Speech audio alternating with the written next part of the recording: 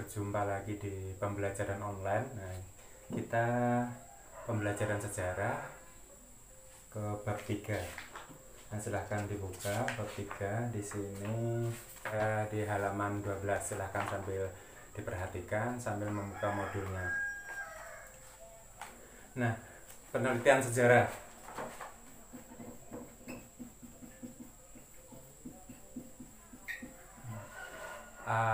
Sebuah penelitian sejarah tentang masa lalu. Jadi ketika kalian pengen meneliti suatu cerita masa lalu atau sesuatu yang telah terjadi, itu bisa diteliti, bisa dibukukan, lalu dicetak, bisa dibaca oleh banyak orang. Nah, sejarah-sejarah itu banyak sekali, bisa di lingkungan kita, bahkan yang jauh, misalnya di Pulau Jawa atau di dunia sekalipun.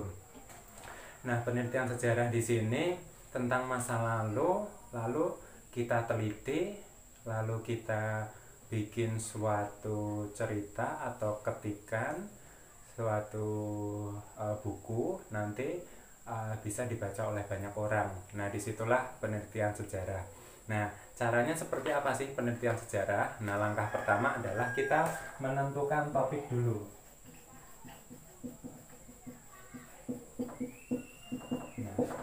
Nah, kita menentukan topik dulu. Cerita judulnya ini apa sih yang kita mau ambil? Nah, sejarah apa yang kita mau ambil, kita teliti. Nah, lalu nanti bisa dilanjut ke berikutnya yang seunik mungkin, semenarik mungkin judul supaya orang mau membaca cerita sejarah yang kita teliti tersebut. Nah, di sini langkah penelitian sejarah yang pertama itu pemilihan topik. Nah, pemilihan topik yang diteliti itu diusahakan itu menarik untuk diteliti. Nah, orang itu tertarik apa sih ini ceritanya, nanti kan dari judul itu sudah bisa ditebak ini bagus apa enggak, mau membaca apa tidak sih pembaca itu. Lalu judulnya itu harus asli alias belum pernah diteliti oleh orang lain. Jadi kita meneliti yang sudah diteliti itu, ngapain kita teliti lagi. Nah, diusahakan itu jangan pernah diteliti orang. Jadi kita itu asli itu dari kita sendiri. Lalu kita ketersediaan sumber, lalu kedekatan emosionalnya itu juga diperhatikan. Nah, setelah judulnya itu nanti ketemu, maka kita bisa melanjut ke berikutnya. Nah, berikutnya ini, langkah berikutnya ini ada namanya pengumpulan sumber. Nah, pengumpulan sumber. Nah, misalnya kita tentukan dulu kira-kira apa sih judulnya. Kalau di Desa Sukadamai ini misalnya di Blok E, Kecamatan Mantewe ini, kenapa kok ada nama yang desa unik, yaitu Desa Sukadamai? Apakah desanya itu suka berdamai atau seperti apa? Nah, maka kita teliti masa lalunya. Dulu Desa Sukadamai itu dinamai Desa Sukadamai itu kenapa, sebabnya. Nah, kita bisa teliti, kita bisa ambil judul itu bisa. Nah, ini kita ambil judulnya itu Desa Sukadamai. Nah, kita mau mengungkap tentang sejarah kenapa desa atau Blok E2 itu dinamai Desa Sukadamai. Itu kenapa? Kita ambil judulnya. Apakah orang lain sudah meneliti? Nah, saya rasa belum ada orang yang meneliti. Jadi kita cocok mau mengambil Desa Sukadamai. Di buku-buku juga tidak ada menerbitkan asal-usul kenapa Desa Sukadamai itu ada. Maka kita bisa mengambil penelitian, contohnya itu Desa Sukadamai. Seperti itu ya. Berikutnya, pengumpulan sumber ini, kira-kira sejarah Desa Sukadamai itu kita dapat informasinya itu, sumber itu informasinya dari mana sumbernya yang kita dapat. bisa dari orang. Nah, orang ini siapa yang bisa kita tanyai, Desa Sukadamai ini asal usulnya seperti apa, berdirinya kapan, habis itu kenapa desa dinamai Desa Sukadamai, dulu kepala desanya siapa. Nah, kita bisa ditanyai melalui tokoh. Nah, melalui tokoh yang terkenal di Desa Sukadamai yang pada waktu itu masih masih ada di zamannya. Nah, si tokoh ini dulu itu Desa Sukadamai itu bisa dinamai Desa Sukadamai itu seperti apa, kenapa bisa ini. Nah, bisa kita tanya lewat tokoh, bisa kita gali kalau memang ada buku. Nah, buku-buku di perpustakaan ada nggak yang bercerita tentang Desa Sukadamai. Nah, kita cari di perpustakaan desa ataupun kecamatan. Nah, kalau memang ada di internet, mungkin di internet tuh ada yang bercerita tentang Desa Sukadamai, tentang informasi-informasi ini kita bisa kita gali. Nah, berikutnya sumber sudah kita dapat. Nah di sini ini sumber dibagi menjadi dua. Nah, sumber itu dibagi menjadi dua.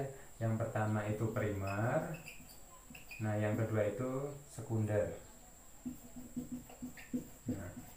Nah, yang primer ini adalah yang asli, sumbernya itu sumber utama. Nah, kalau yang sekunder itu pihak orang kedua. Misalnya seperti ini. Sumber aslinya itu tokohnya ini yang pada waktu pendirian atau memberi nama Desa Sukadamai itu orang masih ada. Nah, tapi kalau yang sekunder ini mungkin sudah anaknya atau cucunya si bapaknya tadi misalnya yang berinisiatif memberi nama Desa Sukadamai. Jadi sudah orang yang kedua yang tidak pada peristiwa itu tidak ikut campur dalam peristiwa itu, tetapi dia itu mengetahui peristiwa itu, ya bisa anaknya bisa cucunya, maksudnya seperti itu. Nah, berikutnya itu yang ketiga itu verifikasi. Nah, verifikasilah milah atau mencari kebenaran. Nah, dari internet apakah cocok Desa Sukadamai ini, apakah benar di internet itu memang seperti itu adanya, berdirinya Desa Sukadamai itu gini.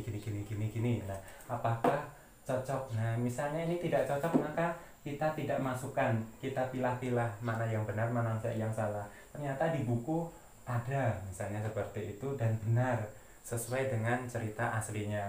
Berikutnya tokoh. Nah, tokoh di sini ini orang yang mengemukakan, misalnya tokoh yang pada waktu itu terlibat dalam pendirian Desa Sukadamai. Nah, ini benar, maka kita ambil sumbernya itu dua saja. Karena di internet misalnya tidak sesuai dengan kenyataan di lapangan, maka kita coret.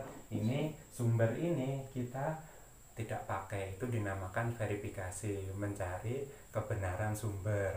Nah, berikutnya yang nomor 4 itu adalah, nah, kita buka ke halaman 14. Nah, interpretasi itu memberi kesimpulan. Nah, memberi kesimpulan. Maka kita melalui orang ini, melalui buku, terus kita beri kesimpulan, oh ceritanya seperti ini, Desa Sukadamai awalnya berdiri tahun ini, tempatnya di sini, tokohnya siapa dan sebagainya. Nah, kita simpulkan. Nah, kalau sudah kita simpulkan, maka yang terakhir itu adalah historiografi. Nah, kita ketik ke dalam buku atau penulisan ke dalam buku. Nah, historiografi adalah penulisan ke dalam buku, entah itu proses pengetikan, entah itu pengeprintan. Nah, itu yang disebut dengan historiografi. Jadi Desa Sukadamai berdiri pada tanggal, tempatnya, tokoh yang mengumpulkan dan sebagainya itu diketik ke dalam sebuah buku, lalu diprint jadilah sebuah buku yang disebut dengan historiografi. Berikutnya itu tentang bentuk-bentuk penelitian sejarah. Nah, bentuk penelitian sejarah. Nah, bentuk-bentuk penelitian sejarah itu ada dua di sini. Nah, dibagi menjadi dua. Yang pertama itu penelitian lapangan.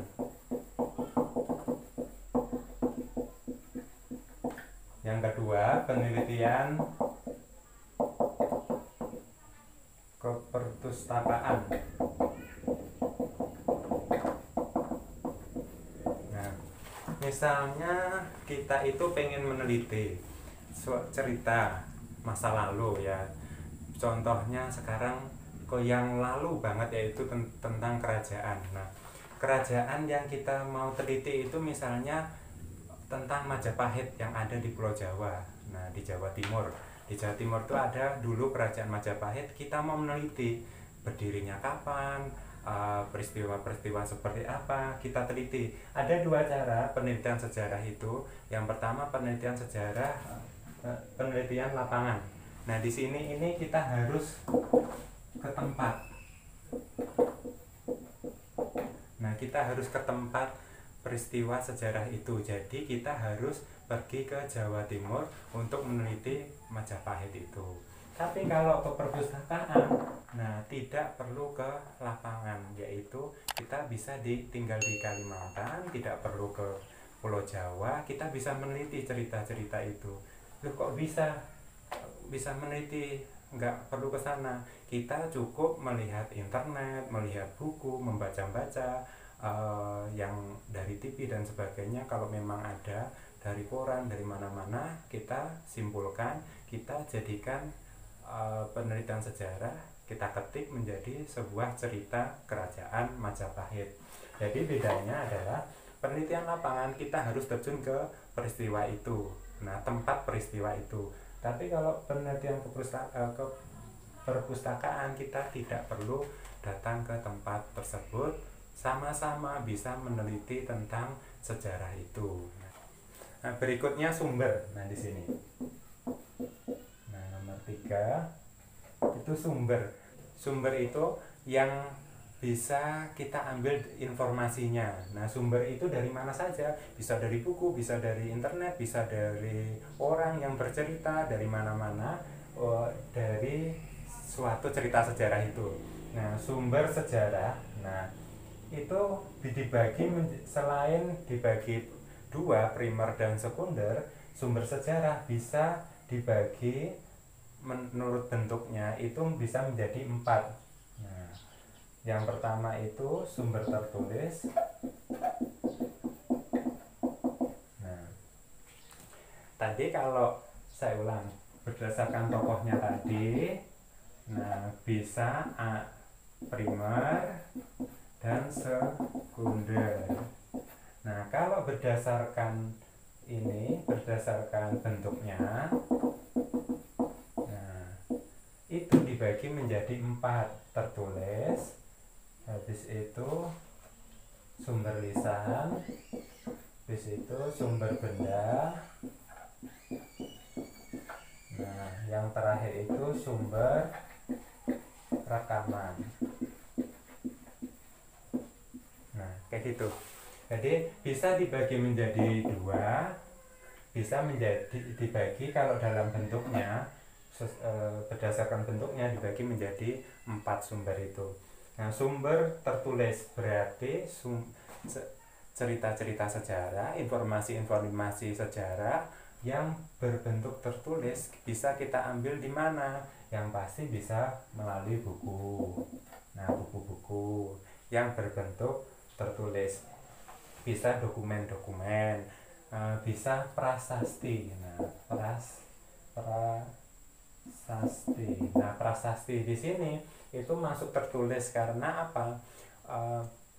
Yang kita gali itu bukan bendanya prasasti itu, tetapi tulisan yang ada di prasasti itu. Maka prasasti itu bukan masuk ke sumber benda, tetapi masuk ke sumber tertulis, karena yang informasi yang kita ambil itu dari tertulisnya, bukan bendanya.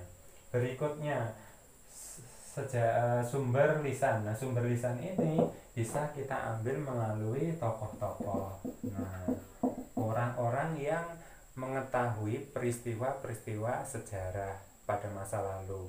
Nah, tokoh itu bisa tokoh yang asli, bisa yang sekunder, yang pada saat itu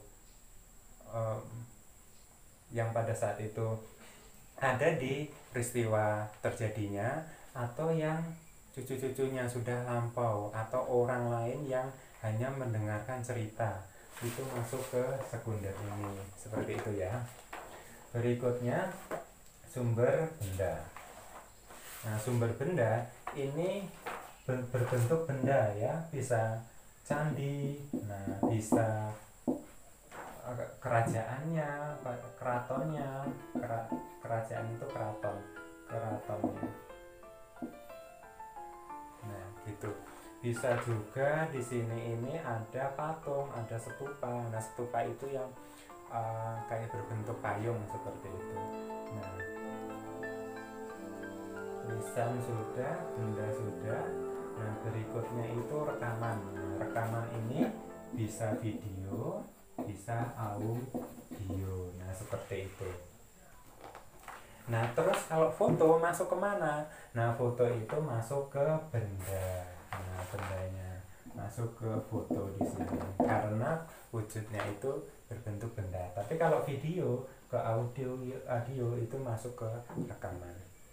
Berikutnya tentang fakta dan bukti. Nah di sini bukti dulu. Apa sih artinya bukti? Nah, bukti itu sesuatu yang bisa memperkuat kebenaran. Jadi kalau misalnya di kepolisian kalian itu misalnya melaporkan sesuatu peristiwa tentang yang tidak mengenakan misalnya, pasti polisi itu meminta buktinya apa, misalnya ada kerampokan, ada apalah. Nah, seperti itu, misalnya kerampokan saja. Nah, di situ mana buktinya? Nah, tanpa bukti maka polisi tidak akan memproses laporan Anda. Nah, maka bukti itu sesuatu yang bisa memperkuat kebenaran.